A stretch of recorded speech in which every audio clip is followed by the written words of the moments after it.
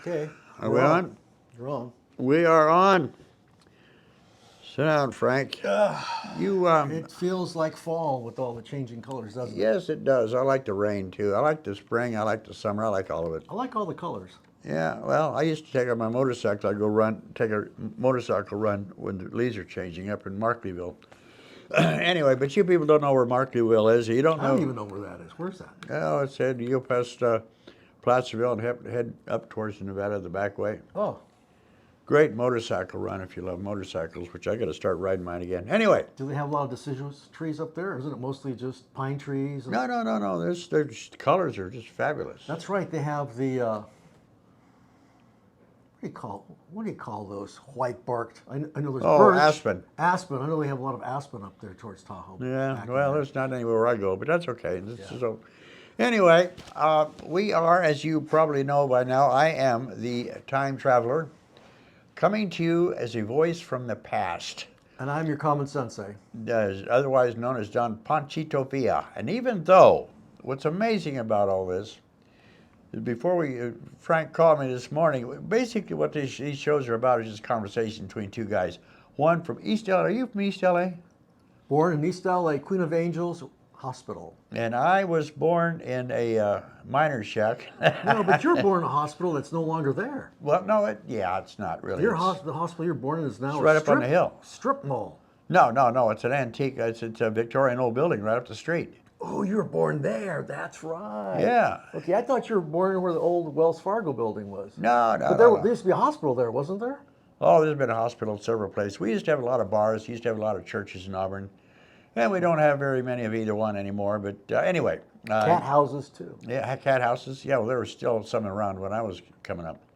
But at any rate, our backgrounds are very diverse. However, we seem, and for whatever reason, I don't know why, maybe we're cued into We're the America. same.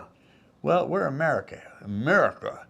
But Frank asked me what I was going to talk about, and by some, I don't know, coincidence, I think you had some of the similar thoughts.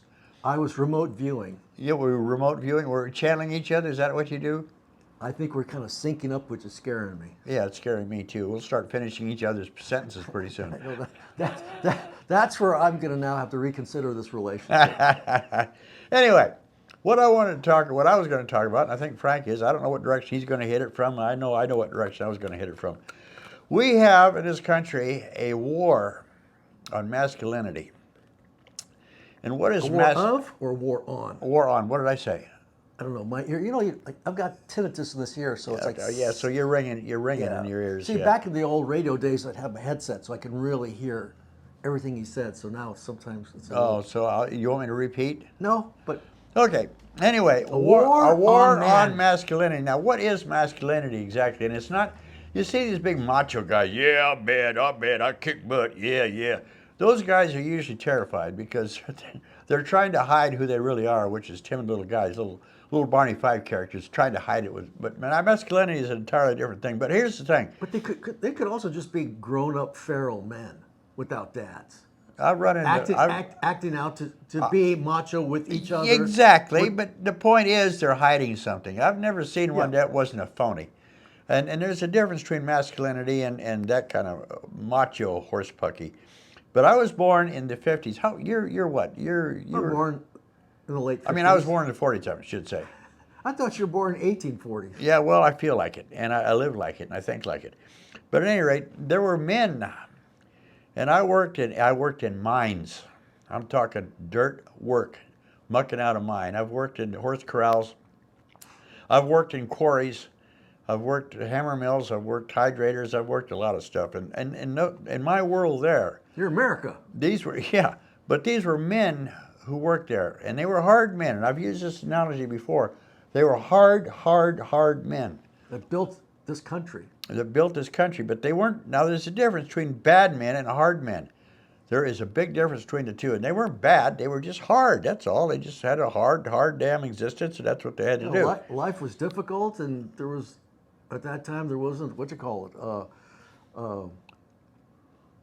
Touchy-feely? something that, what do they call that? A safety. There was no safety net. Oh hell! Oh, we didn't. Oh shit! Or if you, or they had pride that they didn't want to go on relief, And welfare, that was kind of like shame to go on welfare. Well, yeah, actually, in those days, they changed the language. It started out being on relief, and people who got on relief usually had it wasn't long term, and they didn't want anybody to know they were on relief. They hid it, and they couldn't hardly wait to get off of it. But then they changed the word. Now, why was that? Why was that? Because I think that's seems like right there, the reason that they didn't want anybody to know is the key to what made America different then is Because they were today. self-reliant. They didn't want to be anything but self-reliant. But wasn't the culture said, hey, you need to be self-reliant, Yeah. you need to work, and you need to provide for your family. You need to provide for that's, your- That's yeah. the key. It's like there was the shame that you didn't want to provide, Right. that you were lazy, and there was a word for it. You're called a bum, right? A no-good bum. Well, they changed the wording. They changed it from relief to welfare. And then they changed it. Here's where the subtlety of language comes in. They changed it from welfare to entitlements. All of a sudden now we're Sound more entitled. educated. Yeah, well, it sounds better because you're entitled to that. You're entitled to that free stuff. And then on top of that, Government owes it to you. and then on top of that, what they did is they had these little. Now they use these EBT cards, so it looks like a credit card. Oh, that's right. That way there's no shame. No shame, no in shame. the fact that you're getting the handout. So anyway, but that was a different time. These guys were. I mean, like I said, I worked with them. I liked them. I miss those people. But it has. Yeah, and the other thing too, I always think women weren't treated well in those days. I'm talking the 30s, 40s, 50s, and I know the 40s and I know the 50s. Actually, the way it worked was if you had a marriage, the old man, he took care of the outside stuff. He was the one that did that kind of stuff. But the wife In other words, actually, if there was a problem with the outhouse, it wasn't the wife going out no, there. no. It But was the the other man. thing, but everybody knew that the wife was the landlord of the house, and you did not. I don't care how tough you thought you were. You didn't screw in the house. That was the old lady's domain. She ran that, and she ran it with an iron fist. So people worked together in those days. But what's going on, and then you can pitch it. I know you got some ideas on this. What has happened, and it started with, I would say, Bewitched. My wife just enjoyed, she loved the hell out of Bewitched with little Daryl Derwood or whatever the hell his name was. And A what wimpy man. wimpy guy, and his mother-in-law was always abusing him, and his wife was always, she well, you're Daryl, you just don't know. Browbeat. He was browbeat. Browbeat, yeah, he was so, never mind. It was like the overly conscientious, overly emotionally sensitive man. Sensitive You know what the man. kids call that man today? What? A simp. Well, they don't call him that anymore No, because no. now everybody's a simp. But tough guys, like I said, they were actually hard, but they were really good guys. I liked them. But since Bewitched, men have become more and more emasculated. It started with Bewitched, and now if you turn on the television, every ad is this guy is kind of a helpless guy, and his wife has to kind of lead him through it. Even when they do diaper commercials, well, I don't know how to change diapers. Well, I did. And I was pretty masculine in those days. I know how to change diapers. Do you change diapers, Frank? Yes, I did. Yes, of course you did. That didn't make you a sissy. It's what you had to do. Otherwise, it would smell. And And draw flies. And that ooh to my little boys was not very pleasant. It was not an aroma that I wanted to be familiar with. I wanted to nip that one at the bud. And there was another Right. idea, Eddie, that said, so I don't know. Oh, situation. Yeah, and we got situation comedies. Have you ever noticed? Well, okay. And the cartoons. Have the cartoons? The guys all have little girl voices. Have you noticed that? Yeah. Go ahead. Some of those early cartoons are pretty bigoted if you see them now, in the right in the way they Like what? Name one.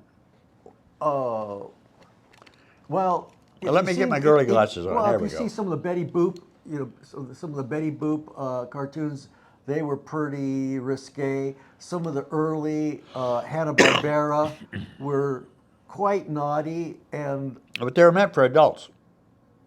well, if you're a child is attracted to the cartoon, attracted to the animation. Yeah, 'cause they didn't understand it. You're attracted to talking wabbits, Yeah. Elmer Fudd Elmer Fudd, with a wascally wabbit. all that sort of stuff, Longhorn, Foghorn, Longhorn, whatever his name is, and of course, my favorite was Pepe Le Pew, and there, Oh, God, I hated there that. was the That- icon of See, we the didn't have male, television, the so male, I didn't. the male chauvinist. Pepe Le Pew was a skunk who thought he was attracted to a female cat. And of course, she was repelled by the smell, but he was very French and amorous towards the cat, Pepe Le Pew. Well, But anyway. then that would be considered racist now because you're essentially saying that Pepe, a Frenchman, is odiferous. Well, they are. Smells. They are. Mark Twain once said, and he was quoted as saying, he was complaining about something, Yeah. and he said, "Why, that's absolutely un-American. It's un-English. It's French." Right in on the line, whatever you want. Anyway, but you watch these television sitcoms, and these men they're not necessary. What do they Yeah. need men for? What good are they? But what's really interesting? You have, we're in a cultural war. Would you agree? Yeah, oh yeah. It's no longer life, liberty, and the pursuit of happiness. It's now diversity, inclusion, equity. Yeah. And What is equity as opposed to equality? A lot of people may not be able to draw that conclusion or that one. Equity, we had a whole podcast on that, is essentially equality with the force of the law to demand an equal outcome. Everybody has an equal outcome. Regardless of merit, talent, status. So, in other words, we need so many black people, so many brown people, so many Asian people, so many white people. And that's just the way we're going to do it, regardless of their skill set. Of course, you'll never see that in sports. You never see it anywhere. You can have never a family of 6 people, Sports is and they're where- not going to be equal. Sports is where the They're equitable. diversity, inclusion, equity is not allowed. Why? Even though they kind of give lip service there, and racism, and they make all these big pronounces, there is no equity in sports. Otherwise, you'd only have, what was it? I think black people are like 14% of the population. So you'd only have about 14% on a football team. The rest would be white and maybe some Mexican. And Yeah, better have a Mexican in those there. guys are good at soccer, so he'd probably be the kicker. Which has happened in the past. So there's a cultural revolution, and it's again how we look at men. And what's going to bite this current programmed university class is they're taught a paradigm of oppressor oppressed, right? The white man oppressed the black man, and they have the power over the black man. That's essentially what's called cultural Marxism. In classic Marxism, it's about capital. The capitalist, the man who owns the corporation, he is the oppressor over the working man. He's essentially. We have to have a victim. Exactly right. It has its own terminology. There's the colonizer and the colonized. And the victim. So it's essentially creating a victim class. You're right. You're absolutely right. But the terms they use is the oppressor and oppressed. And over in Israel, they're considered the oppressor, the colonizer, and the Palestinian Arabs, they're considered the oppressed. But here's the kicker.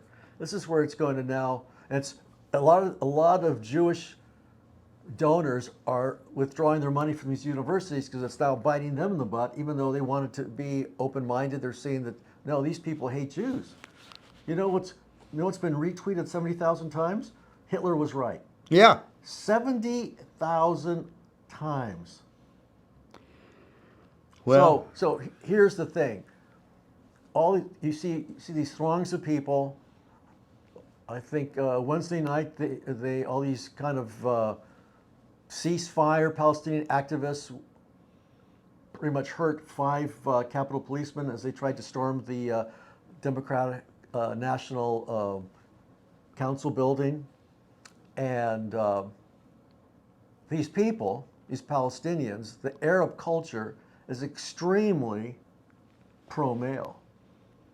The woman is a second-class citizen. Now, you'll see these women who are here in America, they kind of want to have it both ways.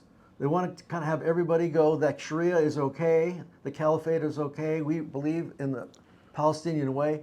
But in essence, in Arab countries, they're second-class citizens. and the squad was calling for a ceasefire Yeah. while Israel was being invaded for the Right. first time. They Yeah. were calling for a ceasefire then. Yeah, well, all that means is give us time to reload and Yeah. reshuffle and hide and restock and all that sort of thing. You'll get more bombs. So I was listening the other day to Judge Brown. I forgot what his first name is, but he was this black judge. He's extremely wise, in my opinion, and he's retired, but he used to be on daytime TV. You know, there's Judge Judy, Yeah. but this guy was What a horrible woman she is. yeah, Judge Brown. And Not his because top, she's a woman. I saw him on a podcast, and he was saying that the problem with our culture right now is that there's a war on men. He said the exact same thing, the time traveler. I called him up, and he said, I asked him, what are you going to talk about? I'm going to talk about the war on men. I go, wow, that's what I was going to talk about. Because Judge Brown, from the position of a judge, has seen this generational, Decline. yeah, I could almost say a curse, Yeah. where the black woman and also white women, but he was saying they have been just pumping out babies because they know they're going to be provided and taken care of by They've the married. state. They've married the government. They have married the government. And so what's happened is he has seen the same woman when they were 12. He's had 12-year-old girls having babies and seen that same woman when she was 30, in her 40s, because they're always somehow involved around some type of crime, abuse, theft, burglary, drug, you name it. And he goes, he has seen that 12-year-old girl who now has a daughter, whose daughter now has a daughter, whose daughter now has a daughter. 4 generations. All without any male influence.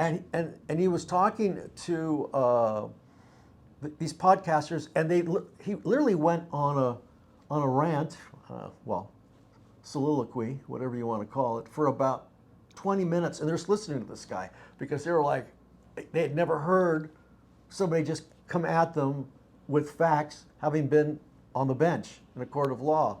And he goes, what we're seeing now is that the government in the late 60s essentially said, National Organization of Women, the university system and the way they taught feminism, women, you don't need a man.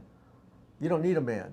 You can raise a child on your own. That was part of the whole Black Lives Matter, to totally destroy the patriarchy. So what That's happens? Trevor Johnson. So what happens? You have these men, going back to what Time Traveler was talking about, thinking that they're men by impregnating all these women. They have a false idea of what a man is. They have no responsibility. They're like gigolos. They have no responsibility to raise these children. They hang out with their other buddies, just impregnating, playing gangster, and they have this false sense of what a man is, this kind of macho culture, kind of a hip hop culture. You know, where you're coming in front of the video camera and they're waving their guns and the gold chains, and they've got the gal behind him twerking. Yeah, I've seen all those Cardi B videos. They're just kind of disgusting. But I'm your cultural man on the wall, the watchman on the wall, so I have to kind of see what's out there. So they have this false sense of what a true man is.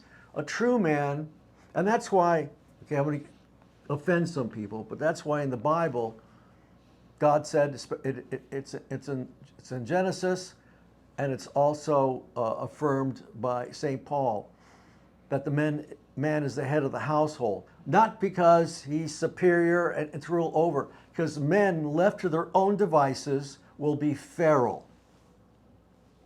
95% of all the jails are men. Why? Because men left to their own devices are one of the most destructive forces as well as one of the most beneficial forces on the planet. And these feral men, without any responsibility, will be a destructive force. It takes more manhood to look a woman in the eye, say, for better, for worse, I'm now going to provide for you. I'm going to lay down my life for you. I'm going to work selflessly and tirelessly to provide for you and my children. And I might not like getting up every day and going to this job, but I now have a duty, and I want to provide for you. And if somebody comes to rob from us, I will protect you. If I hear a sound late at night, I'm not going to turn over in bed and go, honey, can you go out Could there? you check? Can Yeah. you go check? No, the man's going to do that. Why? Because the men, they have a better chance in taking down another man than a woman, unless she's got the peacemaker, you know.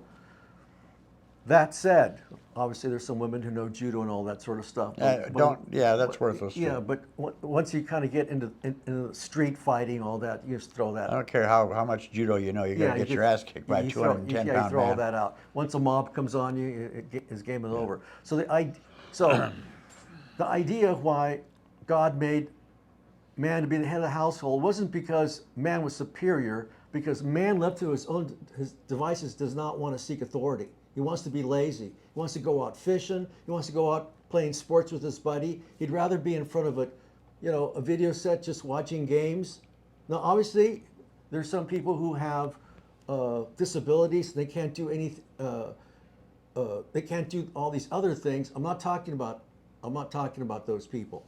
I'm talking about an able-bodied person who has a skill set to provide and does not provide, and essentially leads a selfish life. It's all for me. And we've kind of now sanctioned that, especially now with the culture saying a woman doesn't need a man. And we have so many men now who just rather just not want to be responsible Well, for that, everybody's that bought this- family, or they'll just let the woman take over, because that would be sexist on my part. We call them simps. It would be sexist on my part to assert my opinion, you know. Well, both sides, male and female, have bought this line of BS. Yeah. Excuse me, I've got a little dry spot in my throat. There's nothing like another man who can raise a man. A man knows how to deal with his wayward son. Well- a mother wants to nurture and listen and coddle. A man, if you listen to a black man, I respect him. He goes, man, I got whooped by my dad if I didn't straighten up. And now, of course, that's child abuse. But in the old days, a man could be hard on his son. Why? Because it's not love if you don't discipline your child. It's not love if you don't correct your child. It's not love if you don't tell that child what you're doing here is going to get you in a lot of trouble. It's not love if you don't teach your child the value of work, the value of self-sacrifice, the value of putting for tomorrow, what do they call that? Self-gratification, putting that aside, as opposed to I have needs and all I want to do is go out to a bar and conquer a woman and get drunk and follow that up the next week with the same sort of conquest. That's not being a man. Again, that's being feral. That's just being out in the wild. It's like acting just like an animal. Well, here's where both sides have bought this BS. Men think that they have to act like women to attract a female, because I have to be sensitive and I have to cry at the right time. I have to listen. Well, the listening's not bad. Yeah, well, no, it's not. But here's the problem with that. Women will not admit that. You women will not admit that. But for a long time, John Wayne, 20 years after he was dead, was still, the most popular male star. After he was dead, women are not attracted to that. They say, oh, I like a sensitive guy. I like a bull.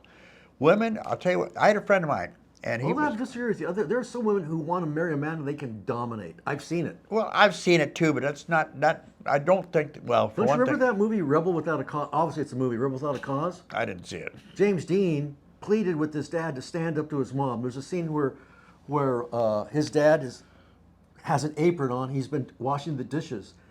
And James Dean has a problem. And he goes, Dad, give me an answer. He goes, well, listen to your mother. He goes, no, Dad, I want you to give me the answer to this problem. He goes, well, son, it's much too difficult. Ask your mother. Right there. It's part of the crisis in our culture within the white community as well as within the educated class. What you are forgetting is that they won't admit it, but I think women, I had a friend of mine, and he was an average-looking guy, just average-looking guy, nice guy. And he's, I can't get a date because I'm ugly, and he had that in his head that he was ugly. Yeah. And I said, Kurt, A, you're not ugly, and B, look at me.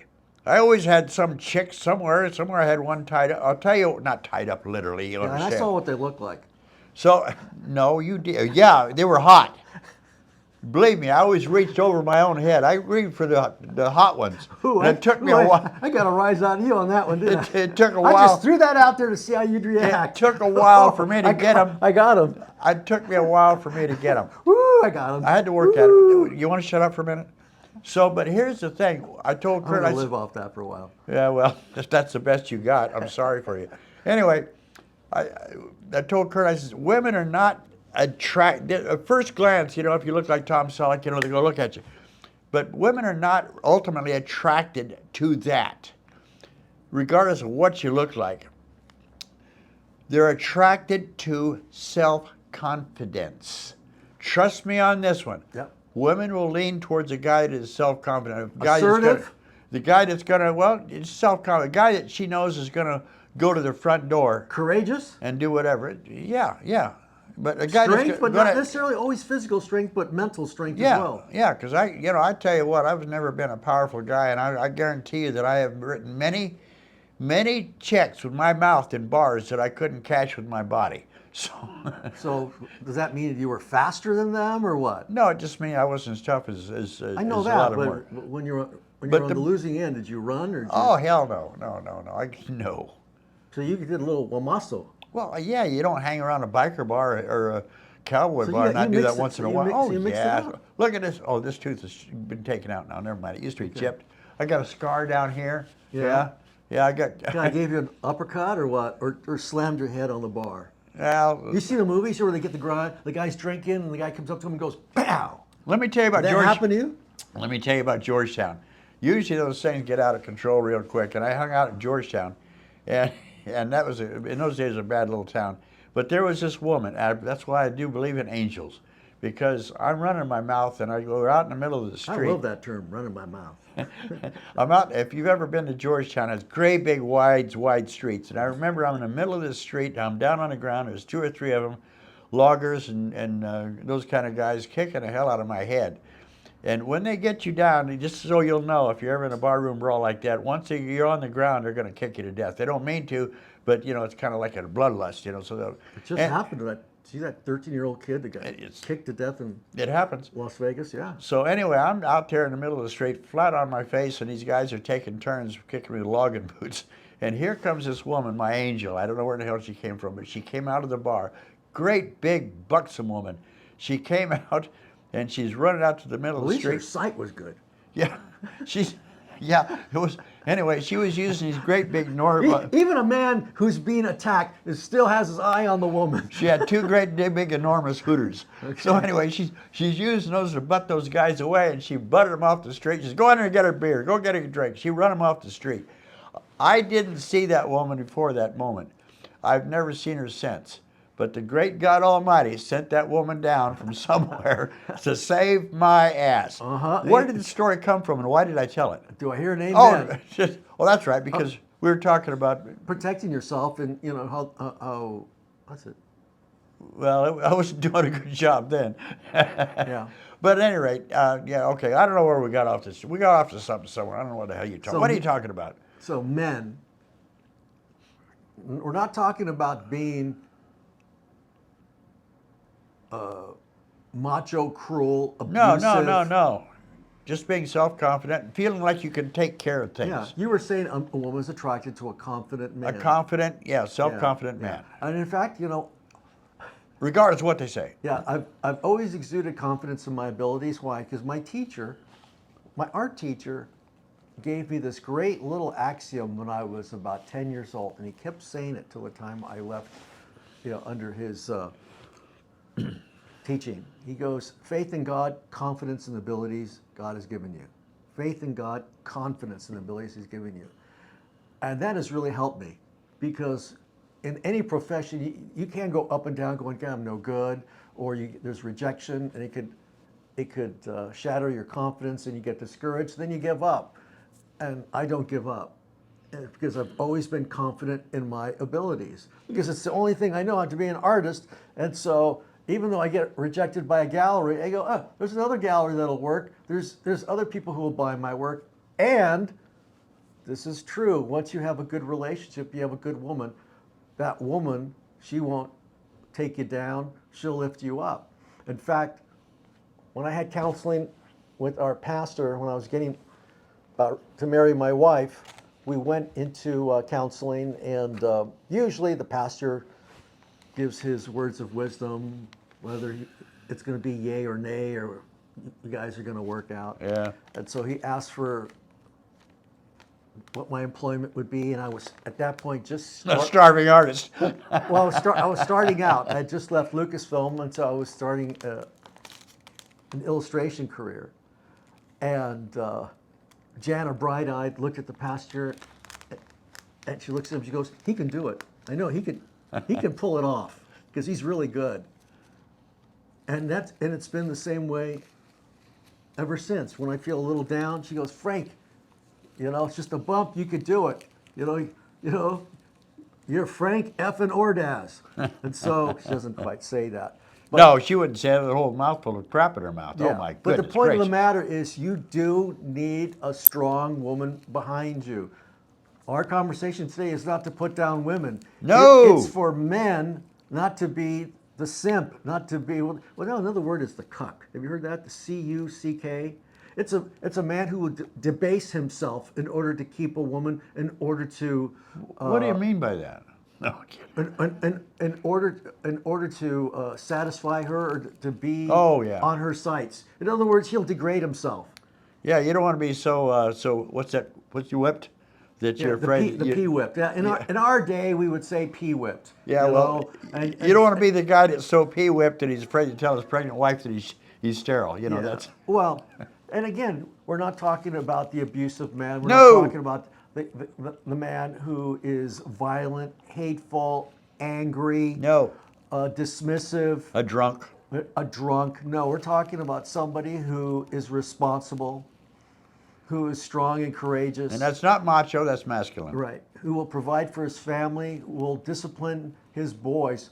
He's got to learn how to discipline the boys, because those boys, if not properly disciplined, will be the most destructive force to get into gangs. And Why do you think they have so many guys in prison? Yeah. Single parents. That's right. And you need the nurture, and you need the masculine discipline. Because if that young man is not disciplined, and that's why sports is so good. If some of these young men, you'll see, if they don't have a strong father or a father at home, the coach, by default, ends up being the father figure. And that's why sports, in many ways, especially football, is so good, because it teaches them not to quit, to be part of a team, how to be a team player, how to deal with defeat. Because I don't care what football team you are, unless you're LaSalle. You get your butt kicked once in a while. You get your butt kicked once in a while, so you have to deal with defeat. And then you have to deal with how your other teammates are going to react to how you performed, whether you let the team down or not. So those team sports are very important in building up the character of a young man, especially if he doesn't have a father. But that father should be there to tell his kid. And man, I remember when I wasn't drawing so good, my dad wouldn't say, "Oh, you're doing so well, Frank." And so no, you go, "Yeah, you could need a little bit more work here or there." That is probably the hardest thing, and the best thing you can possibly do is to speak truth in love to your child. Otherwise, he has this false sense that he's great, everybody's great. Everybody gets a performance award. Yeah. Yeah. Remember when that happened? Everybody gets a trophy just for showing up. Just for sure. I put it in my last week's column. Because you as a didn't matter want of to fact. offend the little kid. But even when they don't keep score, the kids keep score. Why? Because winning and losing is just part of character development. Yep. In the game of life, your business goes under.